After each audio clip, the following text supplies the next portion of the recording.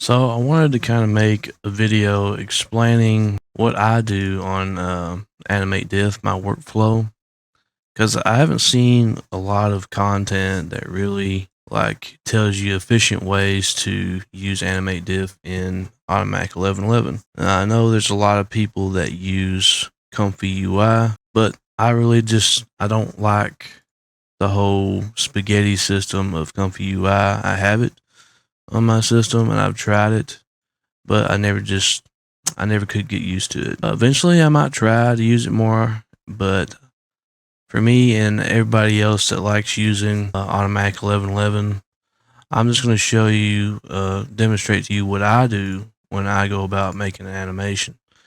So the first thing that you'll notice is that I'm using Stable Diffusion 1.5, and I think that is probably the best version or model to use for Animate Diff right now. If you can use Excel, but the animations with Excel are not really that good, and they don't look near as good as the animations that you can make with 1.5. I'm going to get into how you would upscale everything and the best resolution to use to start out with, because for me, I don't feel like it's necessary for you to have to use high resolutions to render, and it's just going to make your render times take longer. And first of all, I start out with something simple, like a simple prompt, and then you can kind of add on to that prompt as you go. And then I'll use Euler A as the sampling method. And I've tried LCMs, I've tried Tensor to try and speed up animations, and they're just not really compatible right now with Animate Diff. I think the reason for that is you would have to have a motion model trained to be used with Tensor for it to take full advantage of Tensor. So right now I've got that turned off. And I've also tried using LCMs, but what I've noticed about using LCMs with Animate Diff right now is it affects the animation in such a way that it doesn't keep the persistence that I want it to keep. And what I mean by that is that the background is constantly like flickering and changing, and more so than it usually does. So right now I'm just going to start off with a basic prompt, and this is just what I usually use for my negative prompt. I have a textual inversion right here that I use for Excel, but it seems to work across Excel or 1.5. It doesn't give me any issues. So I usually keep it at 20 steps. And Euler A, because Euler A is just much faster at rendering. So, I mean, you can switch it to any sampler that you want to use. Like a lot of people like to use DPM++ 2M, and that's good for like rendering like single images, if you want to make decent looking single images, or if you want to use it for like upscaling, you could do that. But this is just what I'm going to show you what my workflow is on Automatic 1111, and it's very fast, but I'm on a 3090, so that could, make a difference for you. And if you don't have a powerful video card that has a lot of VRAM on it, then you might have to start rendering at a lower resolution than this. But this, for me, works really good. And basically what I do is I choose a prompt to begin with, and then I'll render out a picture. So I'll keep Animate Diff off to begin with until I find an image that I like. So, the first two images, this one looks pretty good. Let's render another one. I like that one pretty good. Her hands are a little bit messed up. Well, let's say I want to use this one. Okay. So what I'll do is I'll take this image, and then I'm going to open up ControlNet. I'm going to switch it to line art, and I'm going to hit enable. And I'm just going to drag this image over here, make sure it's like that. And then I'm going to click allow preview here so that I can see how it's drawing that out. So I'm going to switch to realistic. That's the way I like it. I'm going to turn the control weight down to like 0.3, and then put my prompt is more important. And you'll see what this does whenever I go to render out an animation. And I'm going to start out with just 32 frames. And you may look at this and you may think, oh, well, this don't look that good. Her eyes are kind of glitchy. It doesn't really look as good as you would think, you would want it to look. But you'll see when it starts rendering out the animation, it looks better than the actual picture. But it's going to go based off of this initial frame, and you'll see exactly what I mean. So I like using this temporal diff motion model. It works pretty good. You can use the MMSD. This is also a good model, the V15 V2. And I'm just going to enable Animate Diff here, and I'm going to keep my FPS at 12, and I'm just going to have it render GIFs for me right now, so I can see what the first initial animation is going to look like. I'm going to show you how fast this is. I'm going to let it play out in real time. So it's going to take a moment for it to load up the control net and the model, but once it does that, you'll be able to render out these animations fairly quickly. And you can see right now it's rendering it out pretty fast. So it's already at 15%, and you see where I used the control net, it drove the animation. So this is what I'm getting from it. So I have a little bit more control over the animation. I'm not just rendering something random. I'm getting her in the pose that I wanted her to be in to begin with. So it works really well. So if you want more consistency over the course of the animation, it really has to do with your batch size. So the more frames that you have, or the more that you have in your batch count, the more consistent the animation is going to go over each frame. But you'll notice that it's going to try to make it look as consistent as possible throughout the entire animation. So once this is done, I mean, you're just going to see how powerful this method is. And it's only taking like a minute to render out this entire. I'm going to let it go in real time. And this is without using LCM or any of that stuff. And this is in such a resolution that when you upscale it, if you upscale it by 2 times, it's going to be in 720p. So it's an actual, resolution, a common resolution that people use for videos. And you see, this is the driving video that I got from it. It actually looks pretty decent.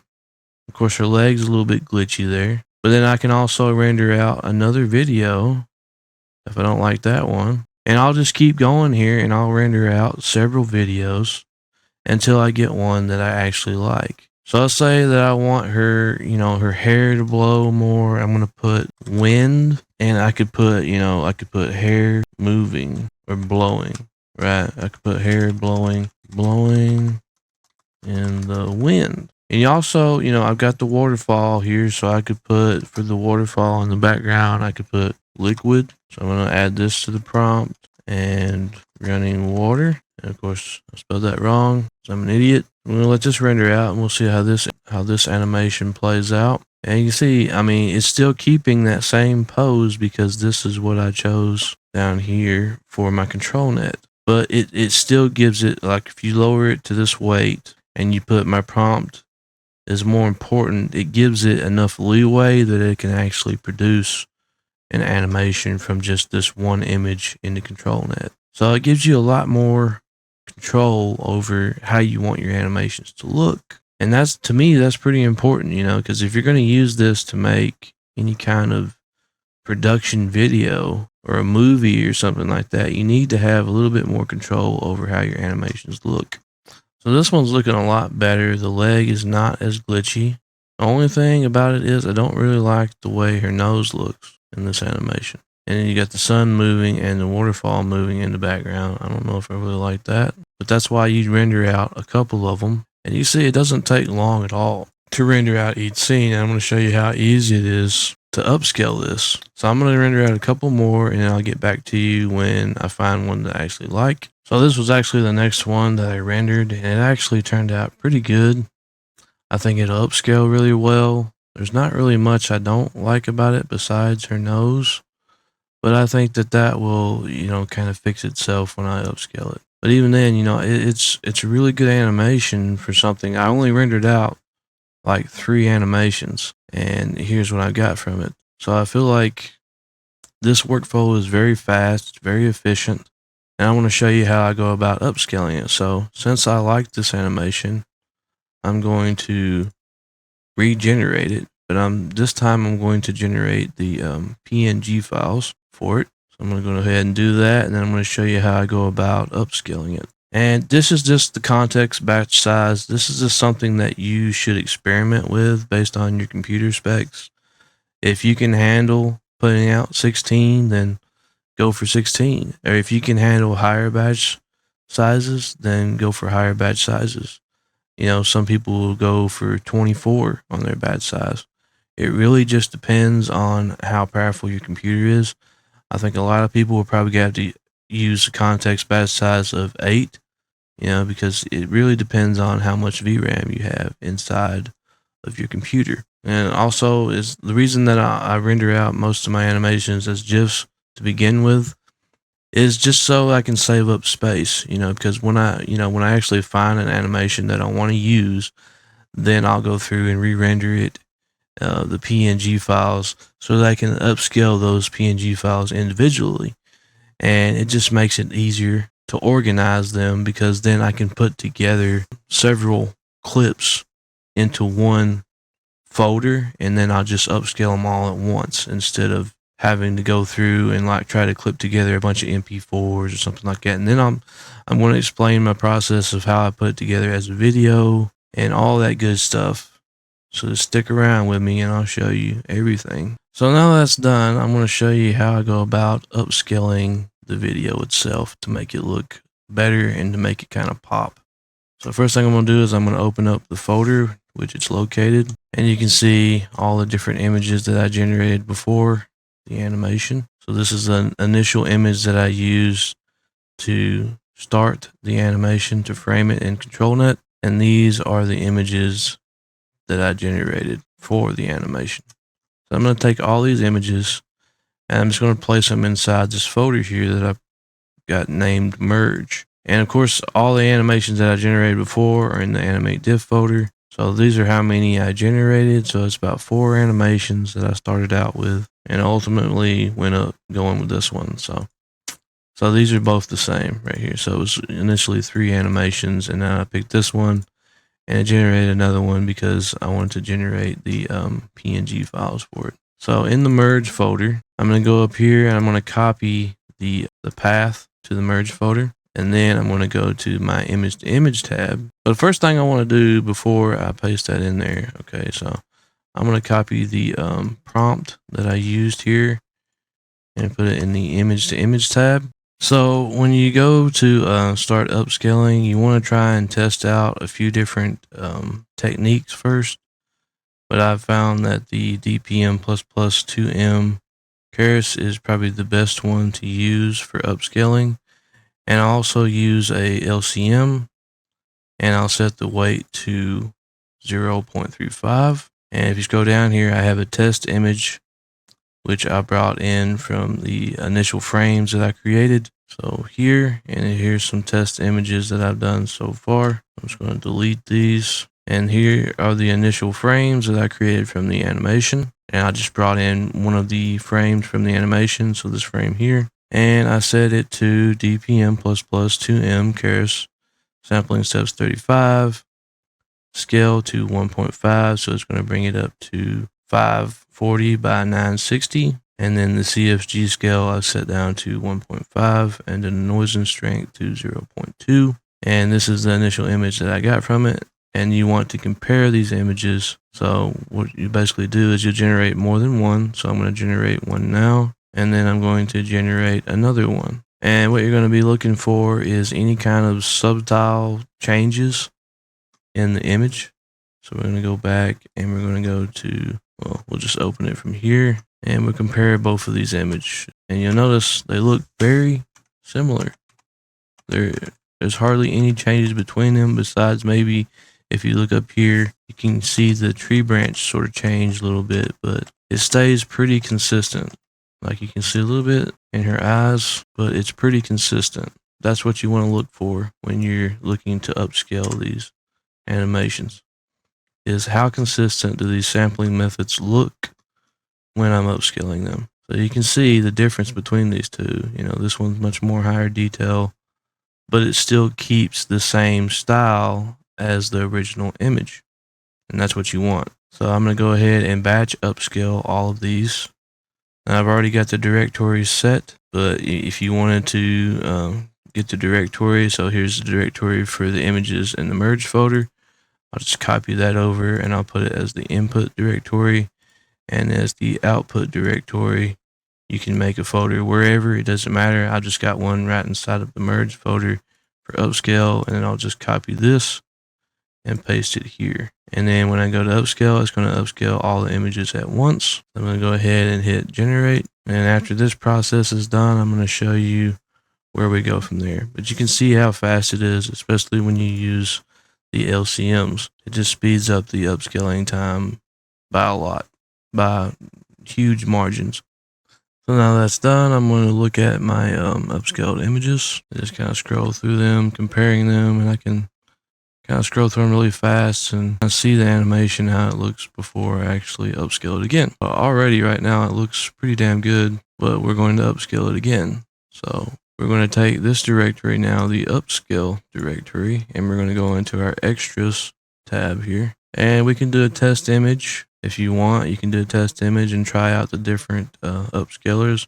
I usually use the ultra sharp, but this is also a very good upscaler too. The 8x NMKD Superscale is actually really good. So I'm just going to compare it. I'm going to resize it by 2 right now. See what that gives me. So you can see how fast that was. And then when I open it up here, it's going to have, what I've noticed about the Ultra Sharp is that it gives it a little bit more contrast too, as well as extra details. So you can see how well that works. Let's say, well, I don't like that one. Let's say I don't like the lines and stuff like that. Well, then you can always test out a different upscaler. So I'm going to try the Superscale, see what that gives me. And let's open it up, compare the two. So here's the Ultra, and then here's the Superscale. And you can see it kind of keeps the consistency of the colors of the original image. It's not giving it that extra contrast like the Ultra Upscale does. If you don't want that extra contrast, then it's probably better to use the 8K. That's the best thing to do, is just kind of experiment with the different upscalers. And I think I'm going to use the 8K upscale right now, the 8X. And let's kind of see, let's see what resolution it's giving it right now. So right now it's pretty much 720p, so 1072 by 1920. It's actually, that's a little bit higher than 720p. Actually, that's almost 1080p. So maybe I don't want it to be that high. Maybe I just want it to be 720p. I'm just going to go 1.5. And then I'm going to do batch process. So batch from directory and use my upscale directory. Paste it in here. And then I want it to output to the Ultra directory. Copy. And this will get it up to 720p. So it's going to scale every single frame up to 720p. And it shouldn't take very long at all. So once that's done, I'll get back with you. And then I'm going to show you how to put them all together. So the process is now finished. And I'm going to show you how to go about putting it together into a video and increasing the frame rate. So I use flow frames to do this. And basically what you'll do is you go to the interpolation tab here, and then we're just going to browse the folder. So I'm going to go to the Ultra folder here. I'm going to copy this. And don't just, for some reason, like if you just paste in the link, it will not work right. So you have to actually browse for it and then click on the folder itself and select it for it to work right. And you can see it's going to put the video into the Ultra Upscale folder, or the Upscale folder. So if I want it to go into the Ultra folder, I'm just going to click on this. And that way it puts the video also in the folder where I have the upscaled images. And my original frame rate was 12. And when I upscale it, it's going to, or not upscale it, but when I interpolate the video, it's going to increase the frame rate to 24 FPS. And you can go ×3 if you want. If you get all the way to 64, or ×4 to get 48 FPS. So I'm just going to go with ×2 right now and go ahead and interpolate. I can show you what my settings are here. If you want to see everything, what I've got it set to, there it is. And then just hit interpolate, and it's going to output the video to the upscale directory. And it shouldn't take long at all because there's not that many frames. There we go, it's already done. And we go into the Ultra directory here, we can see the video itself. So I just wanted to show how easy it is to get these like high resolution animations. And they usually look a lot better than what you would get from using something like Runway ML, or what was the other one? Pika Labs or something like that, Pixel Labs. And there's a couple other like websites that are charging you to make these animations. well, you can basically make these type of animations for free on your computer, and you have a lot more control over how they look. So I also wanted to demonstrate using Stable Diffusion XL to create animations. So let's say I want to switch to using XL, and I also want to show you what it does when I use a LCM with XL. So I'm going to turn off Animate Diff for now. I'm also going to switch the motion model to XL, and I'm going to turn that off for now. And I'm also going to turn off ControlNet for now and switch back to a random seed. And I'm just going to generate a few images using the same prompt I used before. And we can see it, it has some more details in it, but it's usually not as good as you can see how the faces look wonky. And it's because XL is made for higher resolution. So really, if you wanted to generate animations in XL, you would have to use higher resolutions, usually above 1024, in order to get a decent looking animation. But it's going to take a lot longer for you to render that animation. So until like the capabilities increase or we get more methods to reduce animation time, I'm just going to stick with 1.5 for now, and it's not that big of a deal in my opinion. So let's generate a few here until we find one that looks semi-decent, as most of them look like crap. And this one looks semi-decent. Her hand's a little bit messed up right there, but that's fine. And I'm going to take this image and I'm going to put it down into ControlNet. But this time I'm just going to use the Canny processor because for some reason line art, the model that I have for XL doesn't want to work too well, and it glitches out from time to time. So I'm going to switch the model to Canny SDXL. And I'm also going to make sure that the preview is working for it. So, if you don't feel like it's giving you enough detail, you can lower the thresholds here. So I'm going to lower the threshold down to 64 by 128, and it should give me a lot more detail in the Canny. And I'm just going to keep this right here. I'm going to keep the control weight down low, and I'm going to re-enable Animate Diff and keep it at 32 frames, batch size 16, and FPS 12. And I'm just going to show you the difference in animations. I'm going to go ahead and generate this one right here, and hopefully it doesn't mess up on me. So anytime you're using the SDXL model, it's going to take a little bit longer to generate the animation than what it did with the 1.5 model. And you're going to see, it tried to stay close to what, I initially had here, but it doesn't look hardly anything like this right here for some reason. It doesn't look like an animated picture really, but we'll see how it turns out here. So now you can kind of see the difference in quality that you're getting from XL, and you can see there's not a whole lot of variation in the animation. You're getting the running water in the background. It looks sort of more realistic, I guess, but that's not really what I was going for. If I wanted to make a more realistic image, I would just use something like Epic Photogasm in SD 1.5, a more realistic looking model essentially for 1.5.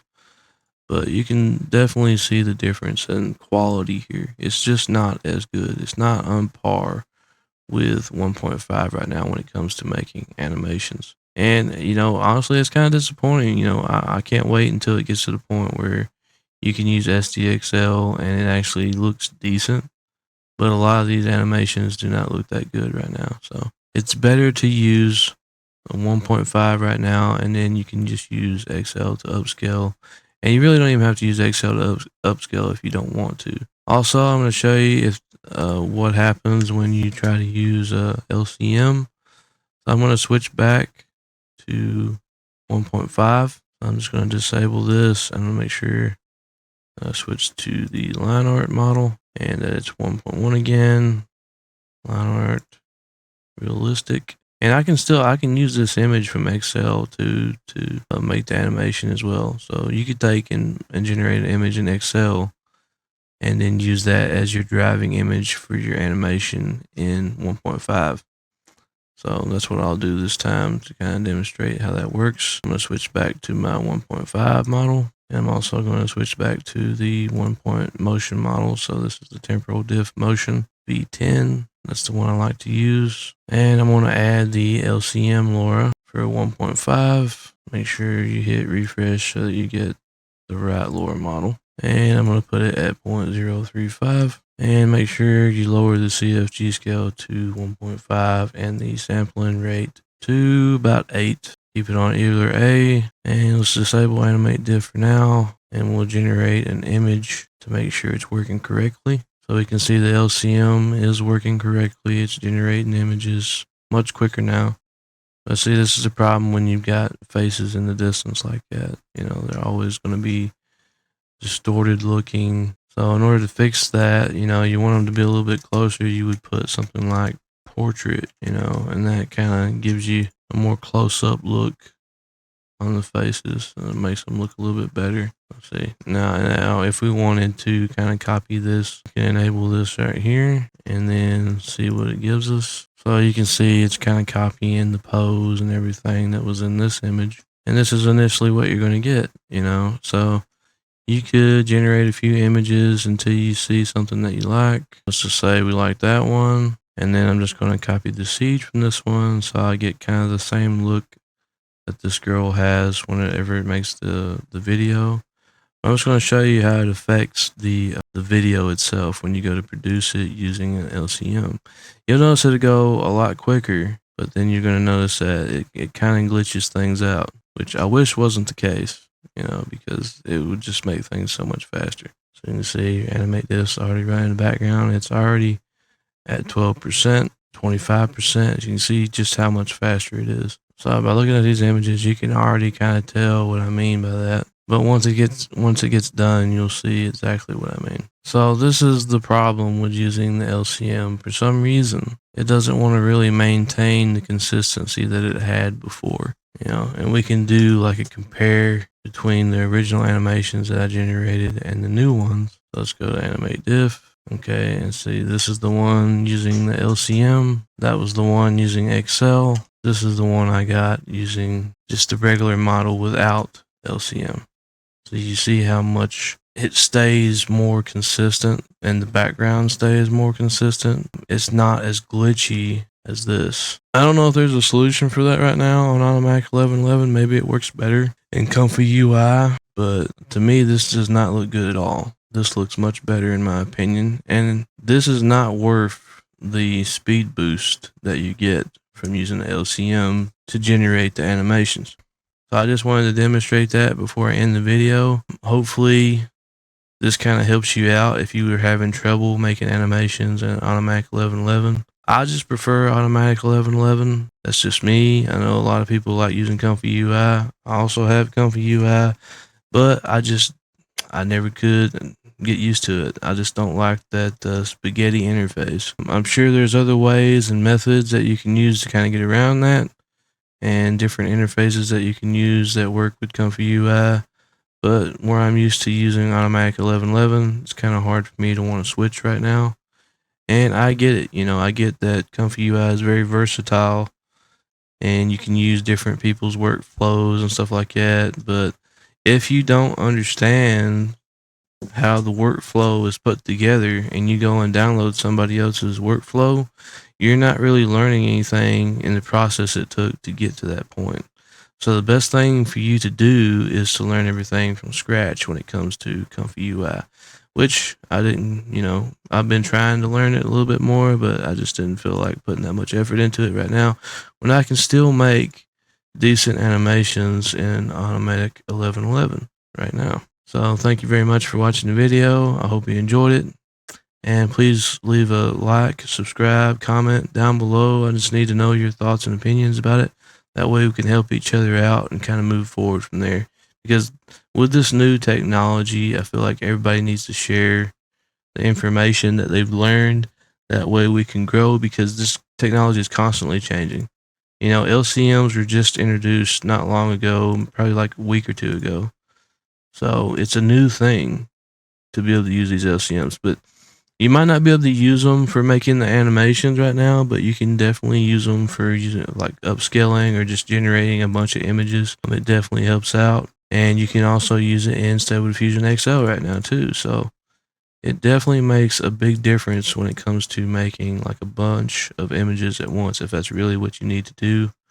Other than that, though, it's just basically something that speeds up and makes things a little bit faster. But thank you all and have a good day. Well, take it easy, guys.